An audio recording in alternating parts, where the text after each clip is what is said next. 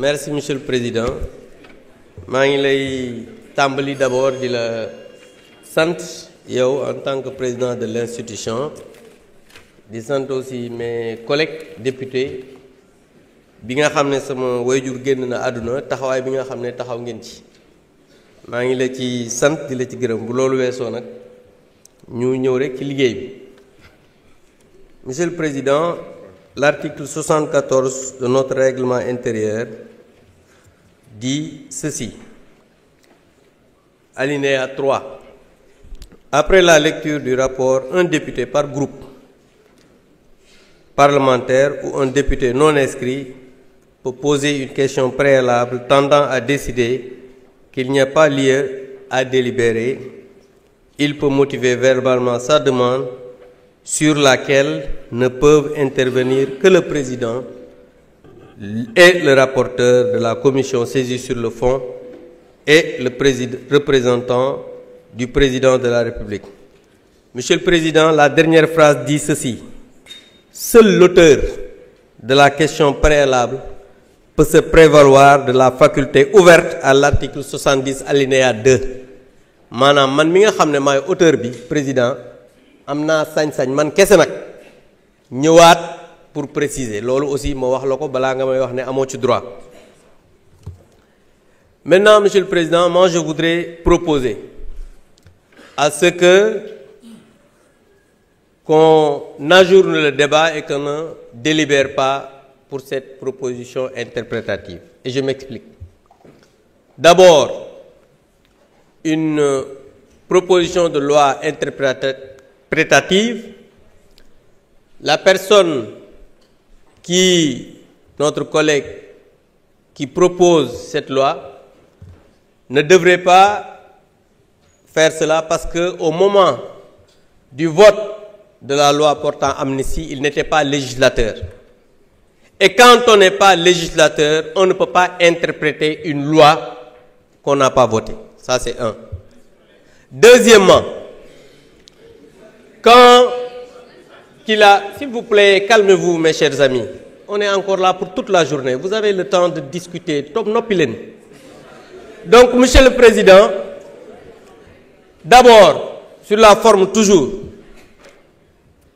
on nous a fait une proposition, notre collègue a fait une proposition d'amendement, qui n'est pas un amendement, mais qui est un contre-projet. Parce que ce qu'il devrait faire, c'est de retirer la mauvaise loi qu'il avait introduite, parce que dafa juum mais ñëw def amendement te loolu contre-projet la mu tuddee ko amendement, ce qui est illégal. Et Tafsir Thioye l'a dit. Parce que l'objectif, c'était seulement de bloquer l'initiative de notre collègue Thierno Alassane Sall. C'est dans la précipitation qu'ils ont colmaté quelque chose pour venir déposer. Ils se sont rendus compte qu'ils se sont trompés. Ils ont voulu faire un amendement alors qu'ils ont déposé un contre-projet pour wane taf yëngal bi nga xamante ni ci la ñu nekk. Donc je pense que nee na ñooñu tey xam nga ni lii xamadi la nit day am yar. Donc juste pour dire que je rappelle que cette loi d'amnistie, encore une fois, waruñu délibérer. Pourquoi? Parce que moi j'étais le président de groupe à l'époque bi ñuy porter cette loi d'amnistie. ñi nekk fii ñëpp dañu nekk fii di wax mais xamuñu sax lu xew. Et je défie le président de groupe d'alors, muy Birame Souleye, de me répondre que cette loi n'était pas pour apaiser, que cette loi du am ñoo xamante ni seeni kilifa ñoo ko demandé. Parce que nag aussi wax loo xamul ci waane la bokk te ñi nekk fii dañuy wax mais xamuñu lu xew xamuñu loi bi nan lañ ko defee woon. Et je pense que xam nga nit moom soo xamul ñu lay waxloo di la binduloo ci juum ngay dëkk.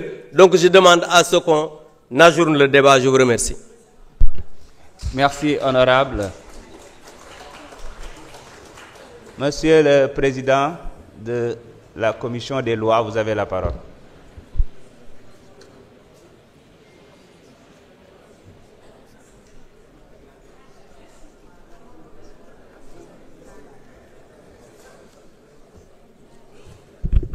Monsieur le Président, je vous remercie. Monsieur le ministre, monsieur les ministres, chers collaborateurs des ministres, chers collègues honorables, je me permettrai de profiter du haut de cette tribune pour rendre un hommage après de m'être incliné devant la mémoire de Maître Cheikh Khoureychi Ba et prier pour le repos éternel de son âme, et en profiter pour rendre hommage à tous les avocats qui ont eu à participer, de près ou de loin, à ce combat.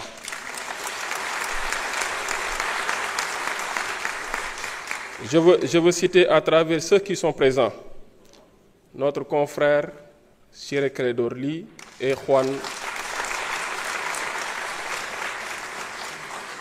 M. Juan Branco qui sont là.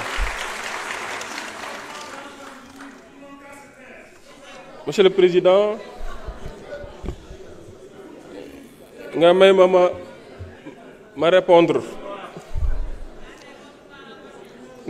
répondre en tant que président de la commission des lois saisi au fond. Abdou Mbow dafa wax lu am solo mais maa ngi ko doon xaar ci yu mel nii muy teew commission